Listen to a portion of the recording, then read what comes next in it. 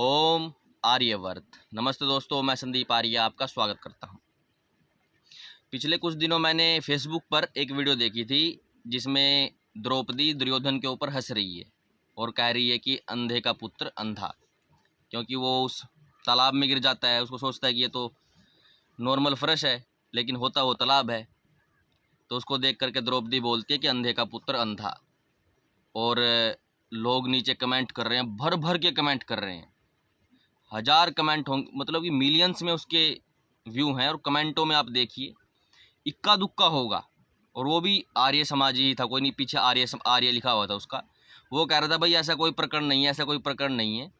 लेकिन नीचे लोग कमेंट कर रहे हैं कि औरतों ने ही ये किया, वो किया, दुर्योधन गलत नहीं था, ये था वो था। दुर्योधन को इस तरह उकसाया गया, आपके साथ कोई ऐसा करे तो अंधे का पुत्र कहे तो आप क्या करोगे, ये वो। इसी कुछ तो ये भी कह रहे थे, ठीक हुआ इसके कपड़े उतारे गए, ठीक हुआ इसके कपड़े। और कुछ तो और भी गंदी कमेंट, किसके तो कपड़े भी नहीं उतारने चाहिए थे और भी कुछ करना चाहिए था। बाकी आप समझदार हो, समझ जाओ। तो इस तरह का वर्तांत चल रहा है। और उसमें नीचे कोई मुस्लिम कमेंट नहीं कर रहा है, सारे हिंदू। ठीक, तो इससे हमें पता चलता है कि कोई स्वाध्याय नहीं है हिंदुओं का अपने ग्रंथों में। वेदों की तो बात छोड़ दो, रामायण महाभारत तो खुद पढ़ ही सकते हैं आराम से घर पे बैठ के, लेकिन वो भी नहीं पढ़ते। वो तो अच्छा, वो टीवी सीरियल ने जितना हमें बता दिया, उतना वो दिखा दिया, वो चल रहा है समाज में। तो आज हम यही देखेंगे कि ये कितनी सच्चाई है इस चीज़ में। तो हम महाभारत में ही, आप भी साथ में पढ़ते रहना, मैं भी पढ़ता रहूँगा। तो महाभारत में है एक सभा पर्व, और उसके अंदर फिर 46वां अध्याय है, 45वां 46वां, वहाँ से दूत पर्व स्टार्ट होता है। तो उसमें क्या है बात, तो हम पढ़ के सुनाता हूँ आपको। आप भी साथ में पढ़ते रहिए ताकि आपको पता चले कि सच्चाई क्या है उस वृतांत की जो हो रहा था उधर। नरश्रेष्ठ जन्मेजय। राजा दुर्योधन ने उस सभा भवन में निवास करते समय शकुनी के साथ धीरे धीरे उस सारी सभा का निरीक्षण किया। कुरुनंदन दुर्योधन उस सभा में उन दिव्य दृश्यों को देखने लगा जिन्हें उसने हस्तिनापुर में पहले कभी नहीं देखा था। एक दिन की बात है, राजा दुर्योधन उस सभा भवन में घूमता हुआ सफ्टिक मणि में स्थल पर जा पहुंचा, और वहां जल की आशंका से उसने अपना वस्त्र ऊपर उठा लिया। इस प्रकार बुद्धि मोह हो जाने से उनका मन उदास हो गया, और वह उस स्थान से लौटकर सभा में दूसरी ओर चक्कर लगाने लगा।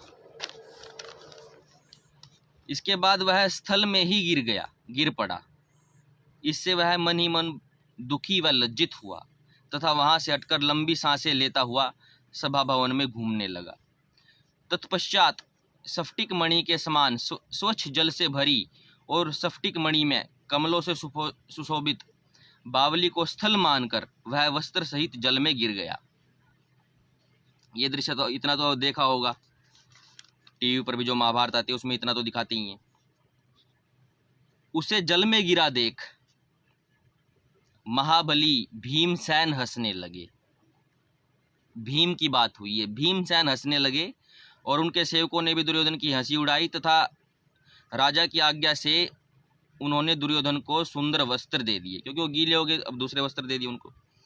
दुर्योधन की यह दुरावस्था देख भीम, अर्जुन, नकुल, सहदेव सभी उस समय जोर जोर से हंसने लगे। दुर्योधन स्वभाव से ही अमरशील था, जलनखोर था, अतः वह उपहास सहन न कर सका।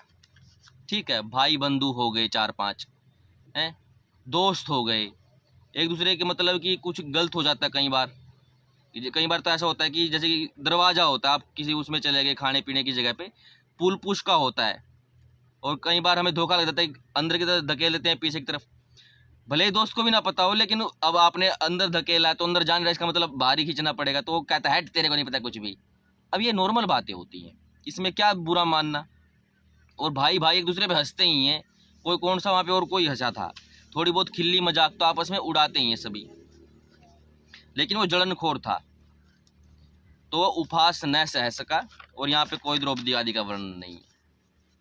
युधिष्ठिर को छोड़ के चारों पांडवों की बात है। वह अपने चेहरे के भाव छिपाने रखने के लिए उनकी ओर दृष्टि नहीं डालता था, इधर उधर देखता था ऐसे ऐसे। फिर स्थल में ही जल का भ्रम हो जाने से वह कपड़े उठाकर इस प्रकार चलने लगा मानो तैरने की तैयारी कर रहा हो। उसको फिर भ्रम हो गया वहाँ पे। इस प्रकार जब वह ऊपर चढ़ा तब सब लोग उसकी भ्रांति पर हंसने लगे। उसके बाद राजा दुर्योधन ने एक स्फटिक मणि का बना हुआ दरवाज़ा देखा, जो वास्तव में बंद था तो भी खुला दिखता था। इतना ट्रांसपेरेंट था कि पता ही नहीं चला। उसमें प्रवेश करते ही उसका सिर टकरा गया और उससे चक्कर सा आ गया, एकदम बहुत जोर से लगा। ठीक उसी तरह का एक दूसरा दरवाज़ा मिला जिसमें स्फटिक मणि के बड़े बड़े किवाड़ लगे थे। यद्यपि वह खुला था तो भी दुर्योधन ने उसे बंद समझकर उस पर दोनों हाथों से धक्का देना चाहा, किंतु वो तो खुला था तो वो खुद आगे निकल गया, किंतु धक्के से वह स्वयं द्वार के बाहर निकलकर गिर गया। आगे जाने पर उसे एक बहुत बड़ा फाटक और मिला, परंतु कहीं पिछले दरवाज़ों की भांति कोई अप्रिय घटना न घट जाए, कहीं बंद हो या खुला हो क्या पता। इस भय से वह दरवाजे के इधर से ही लौट आया, वापिस ही लौट गया उधर से, क्या पता आगे क्या हो। राजन, इस प्रकार बार बार धोखा खाकर राजा दुर्योधन राजसूय महायज्ञ में पांडवों के पास आई हुई अद्भुत समृद्धि पर दृष्टि डालकर युधिष्ठिर की आज्ञा ले अप्रसन्न मन से हस्तिनापुर को चला गया। ठीक, अब यहाँ पे वो मतलब देख दाख के चला गया, मामला हो गया खत्म। अब आप यहाँ पे बताइए कहाँ पर द्रौपदी का वर्णन है, कहाँ पर अंधों का अंधा वर्णन है? कहीं पर भी नहीं है। ठीक, लेकिन हम मतलब कि वो नहीं करेंगे, गलत वृत्तांत आपको नहीं बताएंगे, आगे और बताएंगे आपको आगे क्या हुआ। ठीक, क्योंकि एक तरफ की बात करना तो ये तो ठीक है, तो आपको समझ में आ गया, यहाँ तो कुछ है ही नहीं। लेकिन हम थोड़ा सा और आगे चलते हैं, क्योंकि एक जगह थोड़ी सी कंट्रोवर्सी खड़ी होने की संभावना रहती है। तो क्या हुआ, दुर्योधन चला गया हस्तिनापुर। तो अब वो मतलब कि जो राजसूय यज्ञ में पांडवों का इतना वैभव हुआ, इतना ऐश्वर्य संपत्ति, उनका सुख देख के वो जल गया। तो उसने भाई शकुनी से कहा कि ये सिस्टम देख के मेरा तो जीने का मन नहीं कर रहा है संसार में, बहुत जल गया वो। तो फिर शकुनी कहता है कि भाई धूत क्रीड़ा, जुआ खेला जाए, उसमें मैं अपने पासों द्वारा उसकी सारी संपत्ति जीत लूँगा। तो ये सारा का सारा सिस्टम होता है उधर। फिर ये सिस्टम लेकर के, ये बात लेकर के जाते हैं धृतराष्ट्र के पास। तो धृतराष्ट्र मना करता है कि यार जुए की तो बहुत हानियाँ हैं, लोग लड़ पड़ते हैं, ये है वो है, उसकी हानियाँ गिनवाता आगे चल के। तो फिर दुर्योधन क्या करता है, उकसाने की कोशिश करता है धृतराष्ट्र को।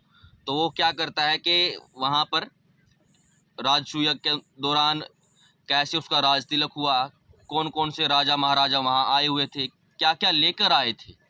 ठीक, और क्षत्रियों का धर्म कि जो क्षत्रिय अपनी सीमा नहीं बढ़ाता, अपने राज्य को नहीं बढ़ाता, ये वो ऐसे वैसे दुर्योधन उसको उकसाने की कोशिश करता है। फिर जो युधिष्ठिर धृतराष्ट्र है वो कहता है कि भाई वो तेरे ही भाई हैं, तेरा ही राज्य है, वो क्यों जल रहा है उनसे? जलने वाला आदमी जिंदा भी मरे के समान होता है। धृतराष्ट्र उसको बहुत समझाता है दुर्योधन को कि जुआ हुआ छोड़, जलना छोड़ दे।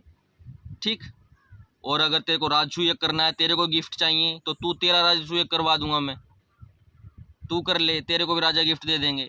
फिर भी वो मानता नहीं है और वहाँ पे पूरा पूरा वर्णन करता है क्या क्या गिफ्ट मिला है, कैसे राज तिलक हुआ। तो इस दौरान क्या बात करता है वो ये और बात कहता है कि जो मेरी ये चिंता है ना, जो मेरा शरीर खाए जा रही है, मेरे को भूख नहीं लग रही, नींद नहीं आ रही, कुछ भी नहीं, ना मेरे को पत्नी में इंटरेस्ट आ रहा है, मतलब कुछ भी इंटरेस्ट नहीं है। जो इंटरेस्ट लेने की चीज़ होती है समाज में, स्त्री मतलब कि घूमना फिरना, वो राजा के अन्य काम, उनमें वो इंटरेस्ट नहीं लेता कि मेरा इंटरेस्ट नहीं आ रहा है। तब फिर वो अपनी तरफ से एक वृत्तांत बोलता है कि जब मैं उधर गया था ना, तो उनके वहाँ पे जो सभा देखी मैंने, तो वहाँ पर मैं जब जा रहा था तो मैंने अपने वस्त्र उठाए क्योंकि मुझे लगा पानी होगा। ये बात अब दुर्योधन कर रहा है, अपने परिप्रेक्ष्य से धृतराष्ट्र को बता रहा है उधर हस्तिनापुर जा करके। तो बोलता कि मैंने ऐसे कपड़े उठाए तो भीम मेरी तरफ देख के हंसने लग गया बहुत ज़ोर ज़ोर से। तो ये देख करके मुझे गुस्सा आया, मेरा मन कर गया कि उसको मैं मार दूँ यहीं पे। तो लेकिन मैंने देखा कि भाई इन्होंने शिशुपाल को मार दिया, क्या पता मेरे को भी उड़ा दें यहाँ पे, तो मैं अपना दूर रहो इस तरह से। तो फिर मैं जब इधर उधर और जगह गया तो वहाँ पर फिर मैंने देखा कि नॉर्मल जगह है, नॉर्मल प्लेन है, नॉर्मल फर्श है, लेकिन वो था पानी, तो मैं उसमें कूद गया गलती से। तो वहाँ पर श्री कृष्ण और अर्जुन पीछे जो महर्षि व्यास ने बताया कि 4 पांडव थे और अन्य सेवक थे, ये बता रहा है कि वहाँ पे श्री कृष्ण जी और आ गया कि श्री कृष्ण और अर्जुन दोनों मेरी तरफ देख के हंसने लग गए, और साथ में द्रौपदी और उसकी जो सखियां वखियां अन्य स्त्रियां थी वो भी मेरी तरफ देख के हंसने लग गई। ये दुर्योधन कह रहा है धृतराष्ट्र को। लेकिन यहाँ पर भी जब वो खुद अपनी तरफ से कहानी सुना रहा है, वो जो नरेशन कर रहा है उस दृश्य की, उसमें भी द्रौपदी को वो खुद भी नहीं कह रहा है कि उसने मेरे को अंधे का पुत्र अंधा कहा। ठीक, तो फिर उसके बाद वो कहता है कि उसके बाद फिर मैं और इधर उधर घूमा फिरा, तो वो जो दरवाज़ा था जिसको सोच रहा था वो कि वो खुला है, वो बंद था। तो वो कहता है कि वहाँ पे मैंने एक दरवाज़ा का स्ट्रक्चर देखा, जो दरवाज़ा नहीं था, तो मैं उससे भिड़ गया, टकरा गया, मेरा सर जोर से लग गया। तो जब मेरा सर जोर से लगा तो नकुल और सहदेव आए, दोनों भाई, और मेरे को मतलब कि बहुत ही सम्मान के साथ, मतलब कि एक्स्ट्रा सम्मान, कि राजा जी ये दरवाज़ा नहीं है, दरवाज़ा इधर है, राजा जी। वो मतलब उसका जो दर्द हुआ ना, उसकी पीड़ा के साथ इतने ओवर एक्टिव हो गए, मतलब कि जैसे कि मान लो आपको कांटा लगा हो और आपको कहें क्या होगा, बड़े हो, एम्स ले चलो, एम्स ले चलो, आप फिर थोड़ा सा खिन्नता आप में आएगी कि यार इतना भी कुछ नहीं हुआ है, जानबूझ के कर रहे हैं। और राजा तो धृतराष्ट्र था, उसको क्यों राजा, वो तो युवराज था, उसको राजा, वो अपने आप को राजा का संबोधन दे करके इसलिए कह रहा था क्योंकि जो धृतराष्ट्र था ना वो तो अंधा था। अपने घर का नक्शा तो आदमी जानता है जो ब्लाइंड होता है कि भाई घर में यहाँ लेटरिन है, बाथरूम है, यहाँ पे किचन है, ये कमरा है, तो अपने घर में वो नाप लेता है कितने स्टेप बाद क्या होता है। लेकिन दूसरी जगह पर जब जाओगे आप, जो ब्लाइंड आदमी होता है उसका सहायता करनी पड़ती है। जैसे कि आपने देखा होगा महाभारत में भी जो धृतराष्ट्र था, उसकी विदुर या संजय कहते थे कि महाराज दरवाजा है, मतलब कि सामने वो व्यक्ति खड़ा है, तो इस तरह गाइड करना पड़ता है। तो अब कॉमन सी बात है, जीवन तो उन्होंने भी हमारे जैसा जिया है, सारी बात तो कोई जीवन में नहीं लिख सकता। अब ब्लाइंड आदमी की ये समस्याएं होती हैं तो उसको गाइड करना पड़ता है। तो उसको राजा कह करके, यानी कि तुम्हारा राजा तो ब्लाइंड है, तू भी ऐसा ही है, तो वो राजा राजा कह करके, बल्कि वो तो युवराज थे उस टाइम पे, तो राजा राजा क्या कह रहे थे, राजा जी दरवाजा इधर नहीं है, इधर है। बाई चांस कभी धृतराष्ट्र भी टकरा जाता हुआ घर में, तो उसको भी कहते होंगे कि राजन दरवाजा इधर है। ये एक सामान्य मतलब कि कॉमन सेंस है, ये होता है उनके साथ जो ब्लाइंड आदमी होते हैं। तो उसको उसका पुत्र मान करके कि धृतराष्ट्र के साथ भी ऐसा, क्योंकि उन्होंने भी कभी सहायता की होगी अपने, मतलब कि जो धृतराष्ट्र है उनके ताऊ की, पांडवों ने, उन्होंने भी ऐसे गाइड किया होगा कि ये मतलब कि आगे क्या है। तो उन्होंने उसी तरह से कि राजा जी इधर नहीं दरवाजा है, इधर है। फिर आगे भीम कहता है कि ओ धृतराष्ट्र पुत्र, ये दरवाजा नहीं है, ये है। अब यहाँ पे धृतराष्ट्र पुत्र का मतलब हो गया कि धृतराष्ट्र एक अंधे की मतलब कि वो संज्ञा हो चुका है, अंधे का नामकरण दे दिया। जैसे शिखंडी का मतलब आजकल नपुंसकी लेते हैं, तो धृतराष्ट्र का मतलब अंधा। तो उसके बेस पे कह करके उसने कहा ओ धृतराष्ट्र पुत्र, दरवाजा इधर है। ये उसने नरेशन धृतराष्ट्र को समझाई कि वहाँ पे मेरे साथ ऐसा ऐसा किया गया। इसी कारण फिर क्या हुआ आगे जा कर के, अब कॉमन सी बात है, धृतराष्ट्र ने पहले तो भाई बुराई गिनवाई कि दूध क्रीड़ा की, इवन ये भी कहा कि भाई वो तेरे ही भाई हैं, उनसे जलना कैसा। लेकिन जब ये वृतांत हुआ इस तरह का और अन्य बातें हुई, तब दिल पे तो लग जाएगी। अब उसको क्या पता दुर्योधन क्या बोल रहा है क्या नहीं बोल रहा है। और जो नरेशन थी, जो मेन वहाँ के घटनाक्रम था, वो व्यास जी ने पीछे बताया। वहाँ पे ना श्री कृष्ण है, ना द्रौपदी है, ना युधिष्ठिर, कोई भी नहीं, 4 पांडव हैं, कुछ सेवक हैं। लेकिन अपनी नरेशन में, क्योंकि वो चाहता था दूध क्रीड़ा के लिए वो आए, ठीक है, क्योंकि ना तो भाई युधिष्ठिर आएगा, क्योंकि युधिष्ठिर भी कहता है कि ये ठीक नहीं है दूध क्रीड़ा, और धृतराष्ट्र भी कहता है, विदुर भी कहता है, अब कैसे मनाया जाए, और किसी बात से तो मान नहीं रहे हैं। तो उसने फिर ये इमोशनल अत्याचार किया कि तेरे को भी अंधा, मेरे को भी अंधा, कि बाप भी ऐसा था, बेटा भी आगे ऐसा ही है। तो ये बात थोड़ी सी फिर मतलब कि मेंटल मैनिपुलेशन का सिस्टम है ये। उसने यहाँ पे टेक्निक लड़ाई कि अपने बाप को इस तरह से कर सकता हूँ। फिर आगे जाके फिर विदुर जी आते हैं और अन्य, फिर इस तरह से आगे आप जानते हो हिस्ट्री है कि वो जाता है विदुर बुलाने के लिए, फिर वो आते हैं आगे। तो जो अंधे का पुत्र, अंधे का कंसेप्ट है द्रौपदी भी तरफ से, वो कहीं पर भी नहीं। ना तो वास्तविक वृत्तांत में, ना दुर्योधन की तरफ से जो मक्खन मलाई लगाया गया उसमें भी नहीं है। उसमें भी भीम का ही है, जितना वो मतलब कि अपनी तरफ से वो एक थप्पड़ के 10 थप्पड़ बताने वाला काम, ताकि धृतराष्ट्र कैसे कैसे करके बुला ले उनको कि आ जाओ है। तो यहाँ पर भी एक इस तरह का वृत्तांत मिलता है। अब ये बात कितनी सच है कितनी नहीं है वो तो दुर्योधन जानता है, क्योंकि मेन जो हिस्ट्री थी वो तो व्यास जी ने वहाँ पे लिख दी कि ऐसा ऐसा हो रहा था उसके साथ। फिर उसने बढ़ा चढ़ा के बताया वहाँ पर कि ऐसा ऐसा किया गया। मेन बात ये है कि द्रौपदी ने इसमें कोई इंटरफेयर नहीं किया, ना तो पहले वाले जो वृत्तांत है उसमें, ना दुर्योधन की जो बताई गई बात है धृतराष्ट्र को कि ऐसा ऐसा मेरे साथ हुआ। दोनों में द्रौपदी ने कभी नहीं कहा कि अंधे का पुत्र अंधा। पहले वृत्तांत में द्रौपदी थी ही नहीं, दूसरे में उसने मिलाई भी तो सिर्फ हंस रही थी। ठीक, और फैमिली के आदमी एक दूसरे के ऊपर हंस लेते हैं, इसमें कोई वो बड़ी बात नहीं है। ठीक है, आपस में भाई भाई हैं। तो कुछ लोग कहते हैं यहीं से उसकी नींव पड़ी भाई महाभारत। क्या ये बचपन से ही उनको मारने की चेष्टा करता आ रहा है वो बार बार, कभी लाक्षागृह में फूकने की बात कर रहा है, कभी भीम को लपेटने की बात कर रहा है, कभी अर्जुन और कर्ण और दुर्योधन दोनों मिलकर अर्जुन से स्पर्धा करते थे, मतलब जड़ते थे उससे, उसको मारते पीटने की भी कोशिश करते थे, एक बुलिंग जिसको कहते हैं वो करते थे हैं। उसके बाद भी वो कहता है कि मैं तो भाई कुछ भी जमीन नहीं दूंगा, आदि आदि। बात कुछ और ही थी, वो उसकी वैभव संपत्ति से जड़ा हुआ था, तो वो छीनना चाहता था। उसने सारा साम दाम दंड भेद जो भी नीति अपनानी थी वो धृतराष्ट्र के सामने अपनाई, और धूत क्रीड़ा में जीत भी ली थी। वो आज का विषय नहीं, अलग है। तो मेन बात यही है कि भाई ये ढकोसला है। द्रौपदी ने कभी नहीं कहा कि अंधे का पुत्र अंधा। ठीक, अपनी तरफ से जोड़ी गई बातें। तो जी खुद पढ़िए अपने ग्रंथों को ताकि आपको पता चले। मैं तो कमेंटों में देख के हैरान हूँ, कुछ लोग तो कह रहे द्रौपदी का रेप भी कर देना चाहिए था उस टाइम पे, ऐसा बोलेगी तो अंधे का पुत्र अंधा।